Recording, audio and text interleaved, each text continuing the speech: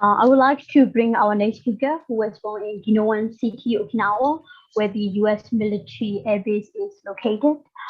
He's a young political activist who went on hunger strike to call for participation of Okinawa City for the prefectural Okinawa referendum. He stopped for a year at school to make the referendum happen, and it is now very clear that 75% of Okinawa people strongly oppose the US military base in Hanako because of his work. And he proved to his work, there is a proof to the central government of Japan that people are saying no to the US military base, which puts the life of Okinawa people in danger. So he is a significant figure that inspires young people to join him and make a difference. So he is here with us today to share about current situation of the US military base problem in Okinawa. So please join me to welcome Jinshiro Motoyama.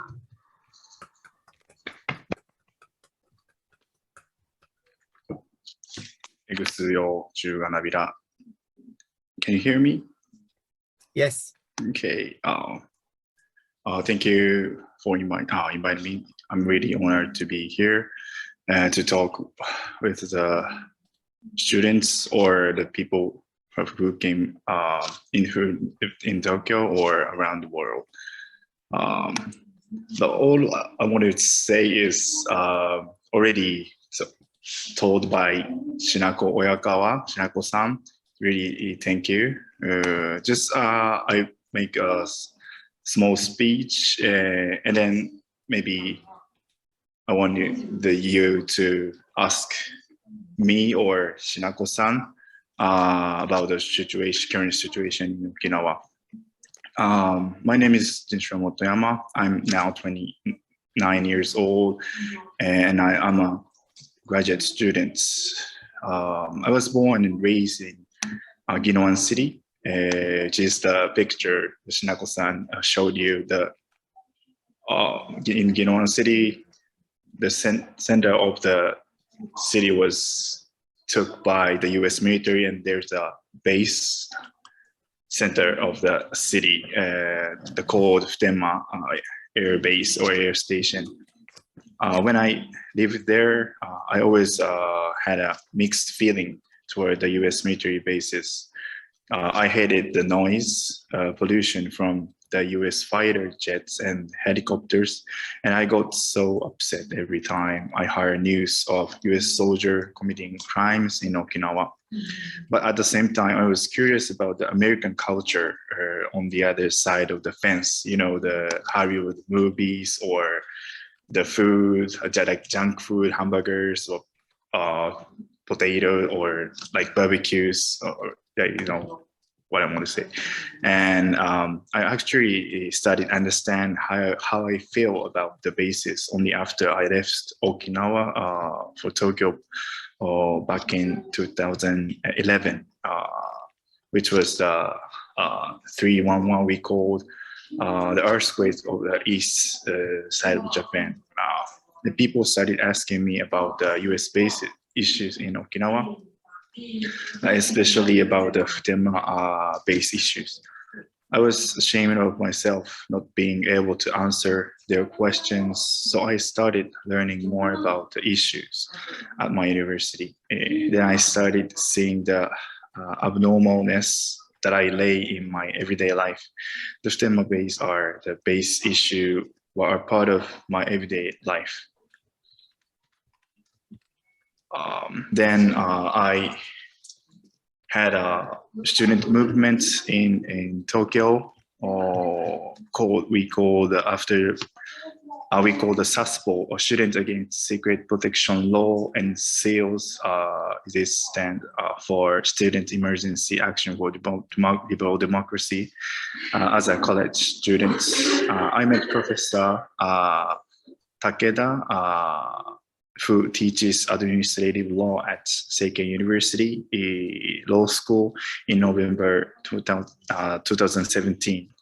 Professor Takeda explained the legal meaning that referendum holds in between the Okinawa prefecture referendum holds. And I saw historical and social significance that a referendum would bring. For that reason, I decided to make that referendum happen.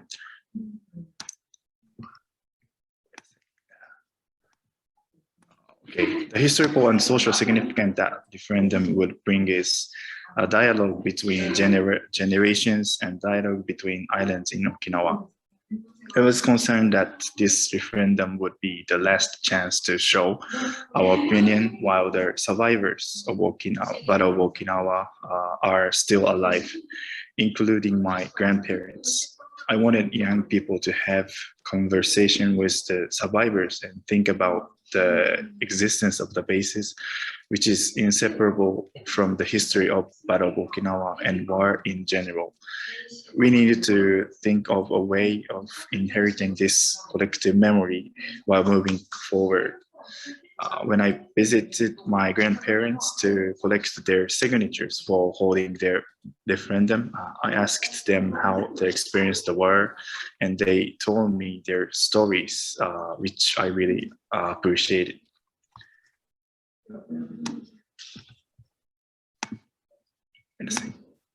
And the second significance that I thought the referendum would bring is dialogue between islands in Okinawa. Okinawa prefectures consists 160 islands and 47 of which are inhabited. The US military bases are concentrated on Okinawa Island. We call that Okinawa main island, which is the largest of the Ryukyu Islands. Consisting this fact, I was curious about how people in other islands of Okinawa think about the base issues. And I wanted to know more about other issues existing in those smaller islands. I thought the referendum would help us share the issues among the islands and help us work together towards solving the problems. While collecting signatures to hold a referendum, I visited 8 inhabited islands and had great conversation with people living there. I explained the base issues of Okinawa Islands, about Henoko or the new construction of Henoko or base or the end of the air station. And they told me about their social problems such as manpower shortage, water shortage, school environment, hospital environment, and more. And on February 24th, 2019,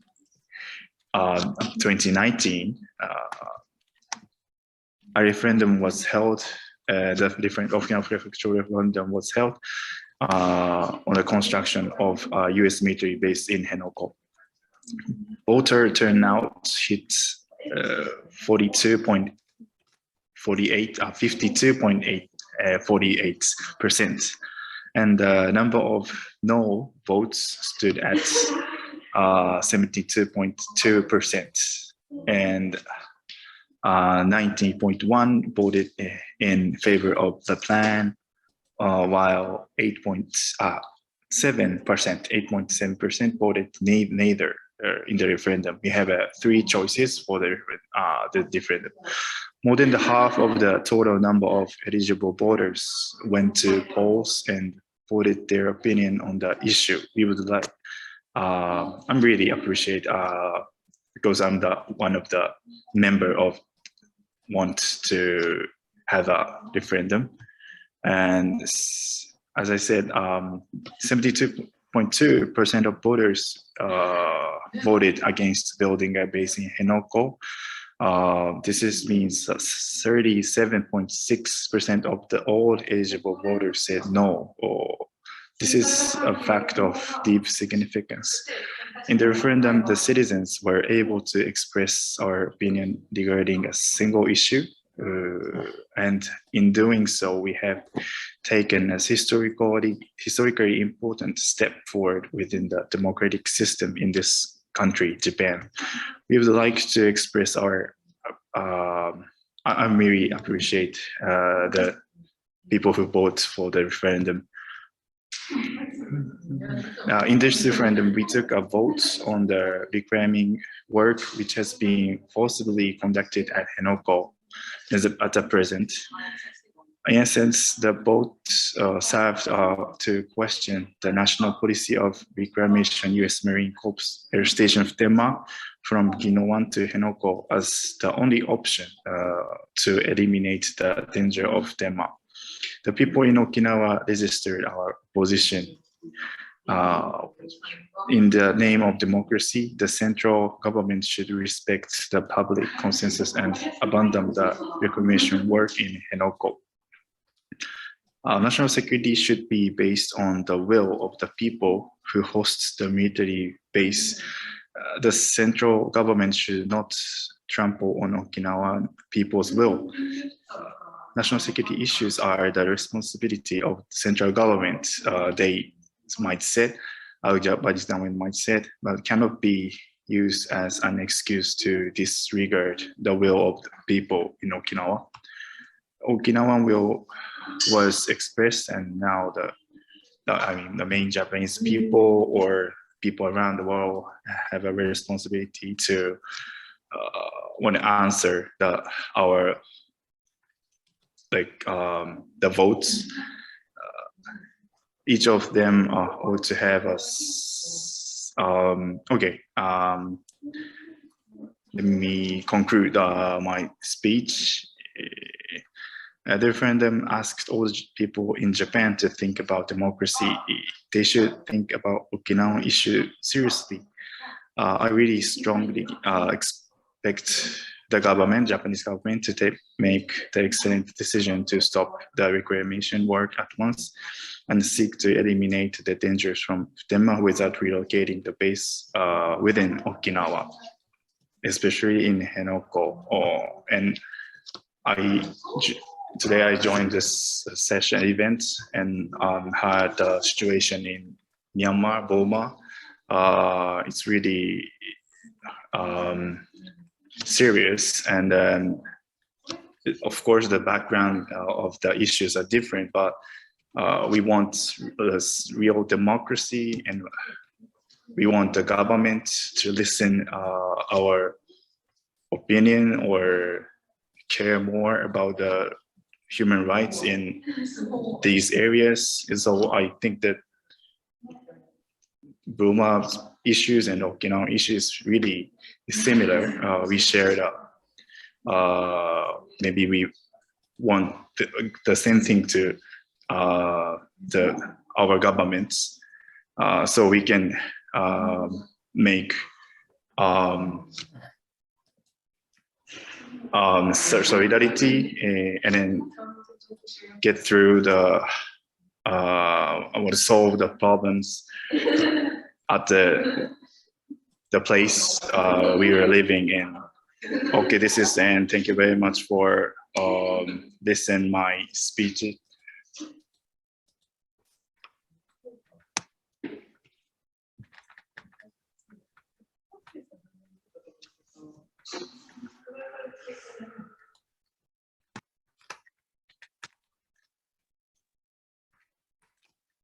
Charles, can you unmute? Thank you. Well, thank you so much, Jinshiro, for describing your struggle. I think you're really way too modest in describing what you achieved with bringing about this referendum. I want everybody to realize that so many powerful entities did not really want the will of the people of Okinawa to be expressed. And so there were ideas that certain cities wouldn't participate. And Jinshiro went on a hunger strike as part of his insistence to actually bring about this referendum. It was just, a small group of really determined people challenging the Japanese and American governments to bring about this referendum and show that democracy is being ignored and trampled in Okinawa. So it's really amazing that that this referendum took place. And I hadn't really considered the voice connecting the generations and connecting the different islands in Okinawa. So that is something that I really want to think about more, but certainly very powerful movement for the referendum. So I have lots of ideas and questions that I would love to ask, but I want to try to suppress my desire to be the center of attention as a professor and actually let somebody else talk. So those of you who are here, I think this is a great opportunity. We have wonderful speakers. So please give your ideas and questions to our speakers who are present. So I'm gonna turn it over to you. But if you don't speak, I may rob the spotlight again. So please speak up, everybody. So I think you can just unmute and give your idea. We don't need to ask for it. So just when you're ready to talk, just yield to each other and just unmute and speak, please.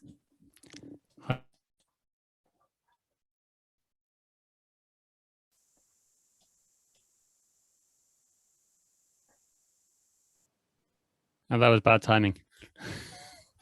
Hello? Go ahead, Simon. はい。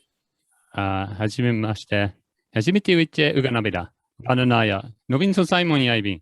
이기리스 출신 야시가 나게크 오키나와 쿠라소이빈.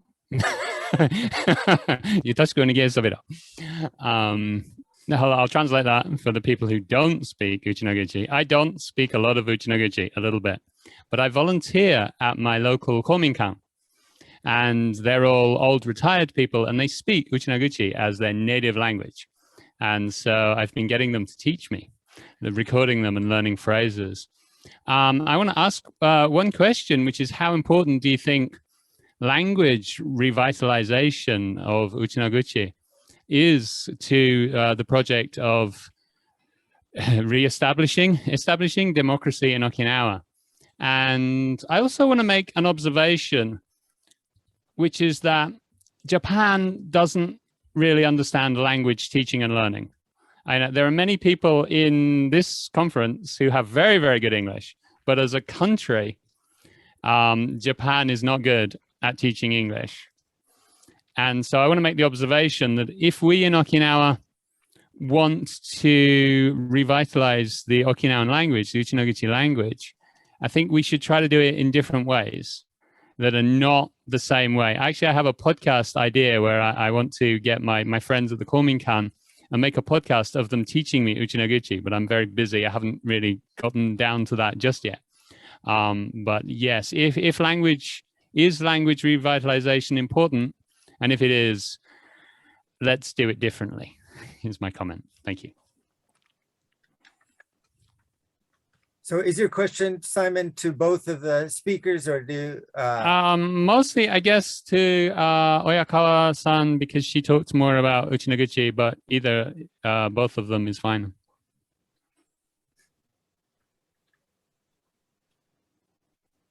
Oh, is there Shinako-san? She's really video off, so she may have disappeared. Yeah. Okay. Well, Jinshiro, okay. Can you answer, please? Yeah. Thank you for the question. I'm really think about the Uchinoguchi is important for revitalization or our identity or our pride to tackling the US military bases or Japanese government. This is our, I think that the language is our kind of connection. But of course, you know, the Uchinoguchi or Ryukyu language has many different types, like the north part of the Okinawa island, Okinawa main island is the different, and then the UNESCO appointed the 6 types of languages, you know, the Ryukyu language, the north part of the Okinawa main island and Amami island. Amami is part of Kagoshima prefecture, but there was under the Ryukyu kingdom, before the 19th century. It's really complex, but the amami is the different type.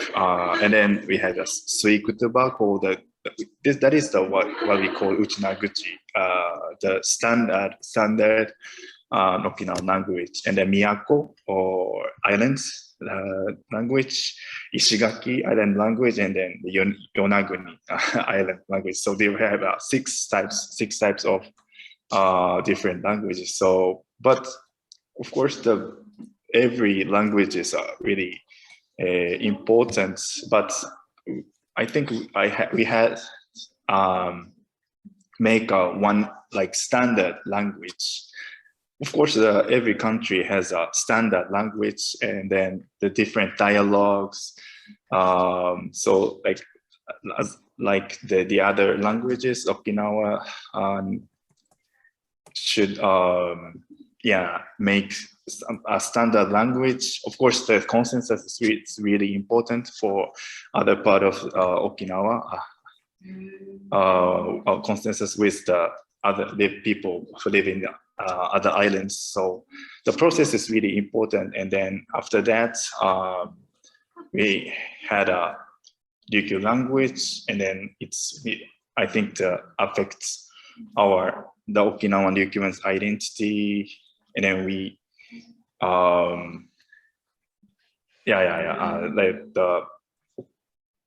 make our feeling really strong against the U.S. military base or the Japanese government. I think the Hawaii is really good example, or Hawaiian.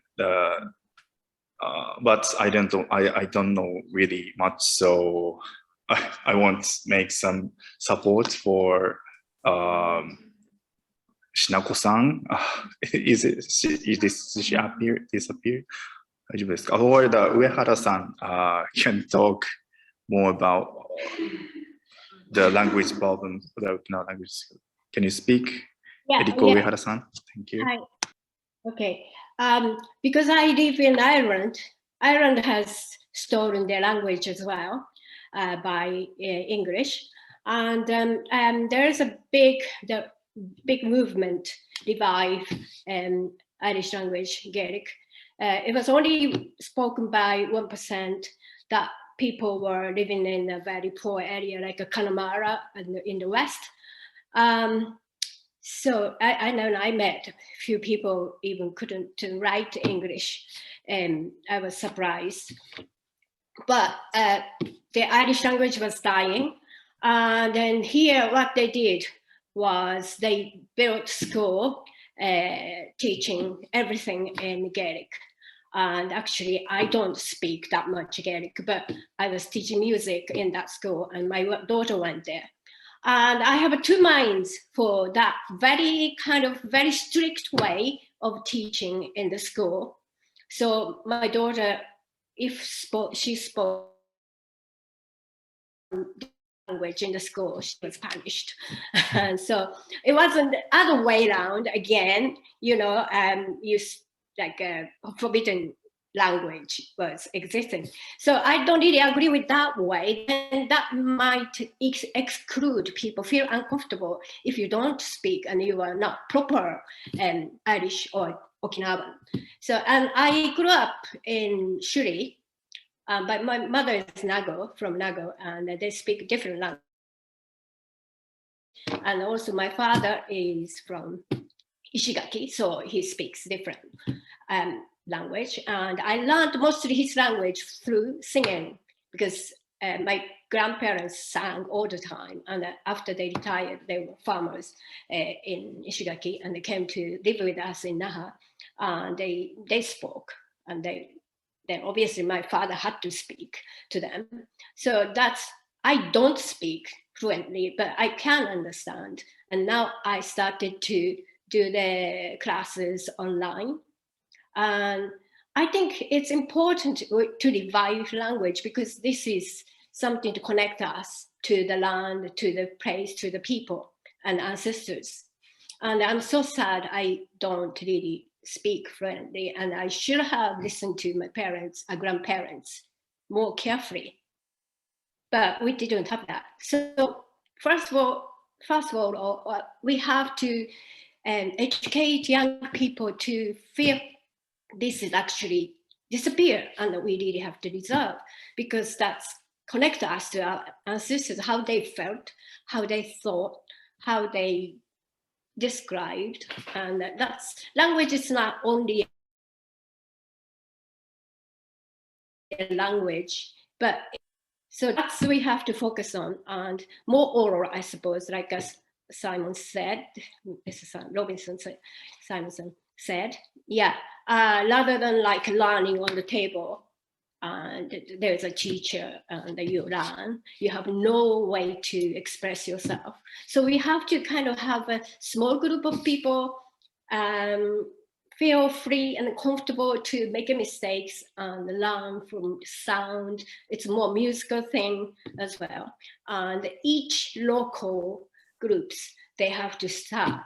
And then we start to talk about as an official, like we have Kalamara and Gaelic, Donegal Gaelic, Cork, we have different here as well.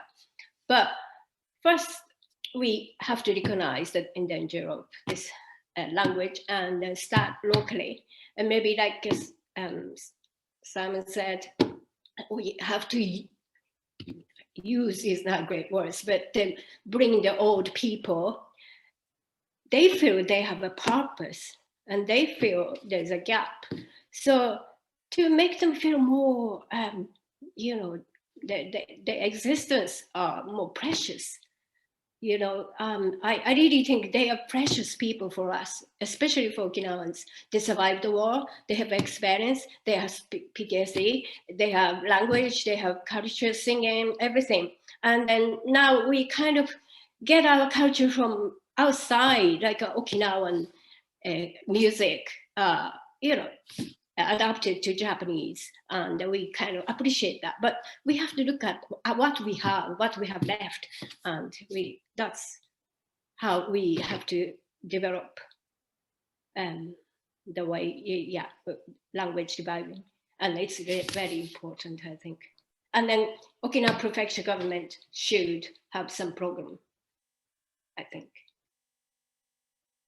to invite them to school and the community. Thank you, Uehara-san. It's so wonderful to hear you state that. I think this is a great opportunity for people to rethink their relationship with previous generations and recognize that a whole way of living in the world and associating with nature and how people understand their identity and relationship with one another is something that I think we need to have close relationships with these older generations and learn from them, is Uehara-san reminds us. So that's very powerful. I think Frances has had her hand up, so I'd like to recognize her and give her a chance to speak. Thank you. I was very moved by what the Okinawan speakers have said. And I'd like to ask if there's anything that they can think of us to do to help the cause of Okinawan democracy or raise awareness of Okinawan issues. If I can just sort of add a sort of personal note. I've been fortunate enough to visit Okinawa twice. And the first time I was lucky enough to visit Henoko and Takae, and I was very moved and distressed and angry by what I heard from the Okinawan people at those two sites. And I teach a class of Japanese studies at my university in Tokyo. And not at the moment because of COVID, but normally I have a handful of American students as well as Japanese students who want to study abroad. And I teach Japanese literature, and I started off by teaching predictable things from Japanese literature like Genji Monogatari. And after visiting Okinawa, I started teaching Okinawan literature and also Ainu literature, because at the other end of Japan, they have been rather badly treated by Japan too, and they have literature which is worth knowing. So I'm doing a tiny thing to raise awareness of Japan by kind of trying to make Okinawan literature better known, and Okinawan writers, of course, talk about their wartime experiences and the way that they've been treated by the USA and Japan. But this is a tiny, tiny thing, which is why I'd like to ask Motoyama-san and Uehara-san if they have any better ideas for those of us who would like to do something. What should we do?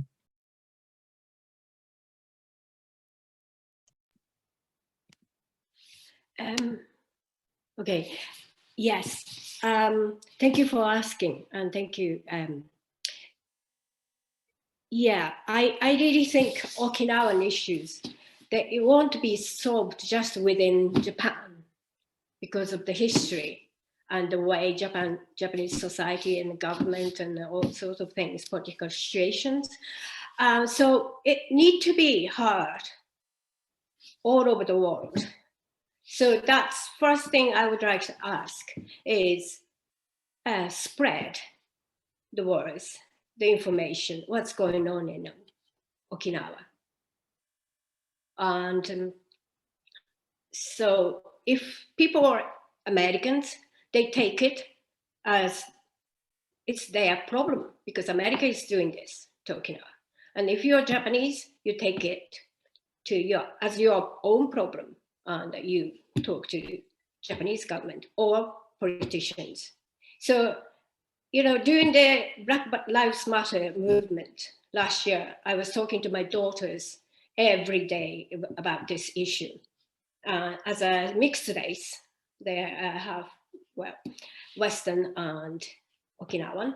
So as they think what their position is and what they can speak out, what is their task, and everybody had to think about our own task and how we can make it better, make justice and bring justice into this situation. So yeah, it's great to protest with Okinawans, but also our task is to work with the authorities or other influential people or other ordinary people to let people know what's going on, Myanmar or Okinawa, whenever. So that's the most important thing. So it will be great if you can talk about it with your students, like American students, they can talk to their senators or politicians in America, or you know, whatever we can do. We have to find a way on our own. So that's I would like to request. There are a lot of information out there, and I would like to give some recommendation of books and information. Maybe I will send it to, here sometime later, I think. Okay, thank you. Yes, Uehara-san, so thank you for that offer. I think through Keen, I will try to reach you and share the information with students and everybody who's present here today. So I hope you will provide your own list of materials and we can share it with one another. I think we have time for maybe one or two more questions. I'd like to have a student. I think it's really important for students to respond. So let me see if I can encourage one of our students to ask a question or make a comment. Japanese or English is okay, but let's have some of the young people here who represent our future respond to some of the, I think, talks that we've heard. Sir, may I please make a quick comment? Certainly, go ahead, Keen. I really love the suggestion that Erico suggested, because like before the workshop, like I talked to many of my friends about the Okinawa, and they really I mean, surprised because like they don't really know like I mean like how can Japan has like another identity? I mean like because like what we know about Japan is that Japan has only one identity, which is Japanese. We don't really know about and it just be there like Okinawa, and I think that that's really good. And also when Shinako like Fuyakawa, like when she talked about self-determination, like that really moved me as well, because like democracy itself, like it's not enough. Like we need to talk about self-determination to make sure that the people who are living in on that land has the right to decide what their future, to decide for what they want and what they don't want. So yeah, thank you so much for all the guest speaker like giving an amazing speech. Thank you, Keen. And I see Riho has her hand up. Riho, can you ask your question or make your comment, please? Oh, yes. Thank you very much for your wonderful lectures and also sharing wonderful insights, Eriko-san. I was born and raised in Okinawa, and I graduated from Okinawa Christian University 2 years ago. And today, like, I was very grateful for the speakers to give us the overall view of the histories and then current situations related to the military base issues. And then I am currently doing my master's degree in gender studies here in Finland. And then in my research, I am also learning about indigenous people in Sweden called Sami. And we are learning that we shared a lot of similar struggles, and then we have gone through very similar hardship and difficulties, and then it make me to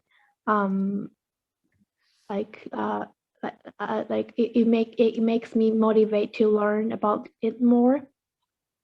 So I just wanted to say that I had a lot of questions that I wanted to ask, but maybe like we are running out of our time, and then I will try to contact later. But I just wanted to say thank you very much.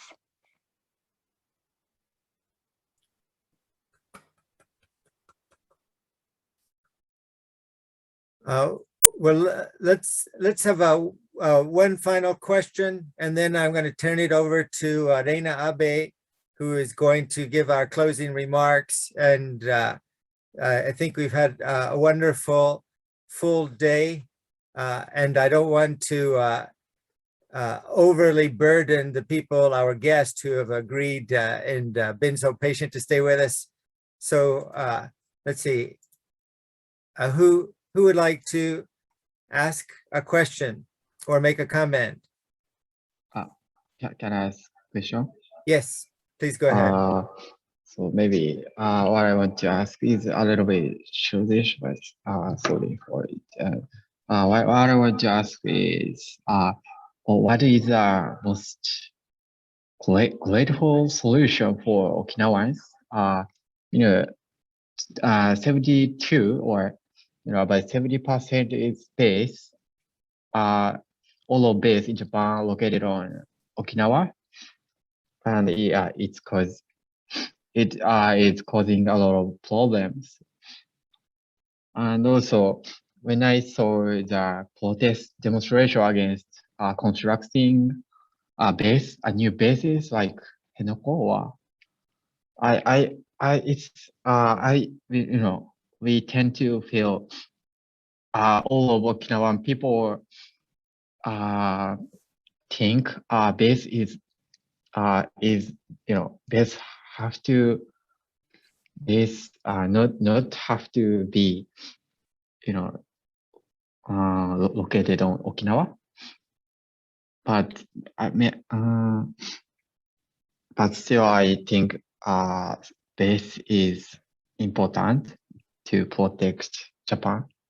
So, how do you say, what I really want to know is our real voice. What is the best solution for Okinawa people?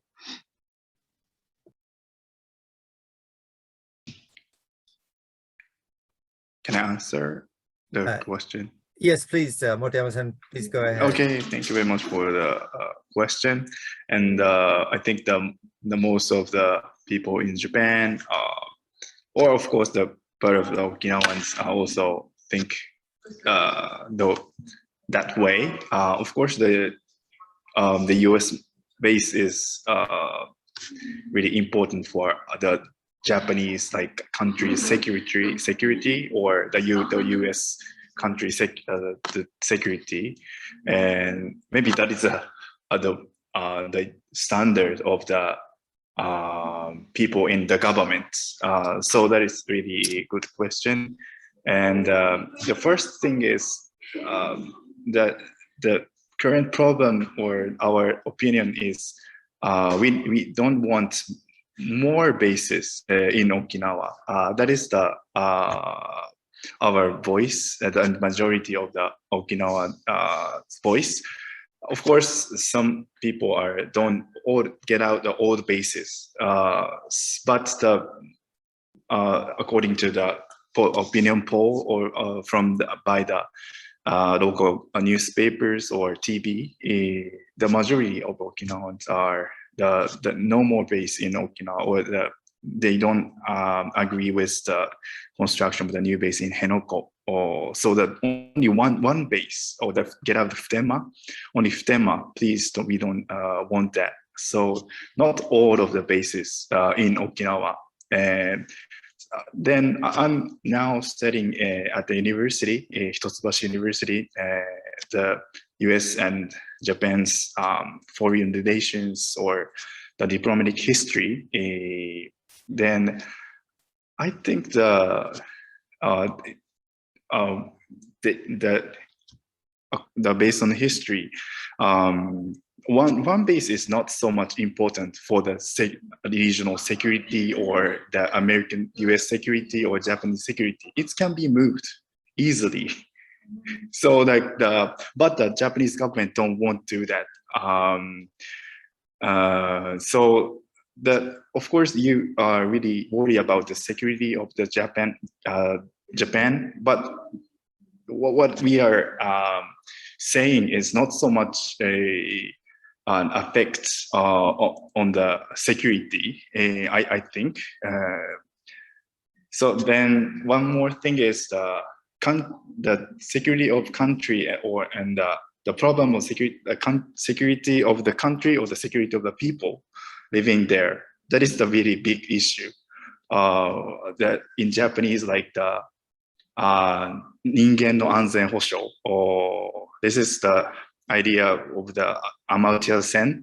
Then that is the really big issue. Then I can't explain this session, this event, but maybe, yeah, I point out the point of the problem of kuni no anzen hosho, the security of the country, and the ningen anzen hosho, the human security issue. Then we don't feel we are not protected, or we are not secure from the US military, or our living life is really oppressed, or really worry about the US, what the US soldiers do for the Okinawan people. So that is really a problem, and we need to solve the sounds pollution problems, or environment problem. But the Japanese governments don't tackling that issues deeply. Just they say something blah blah blah to the US military or Japanese people, but they don't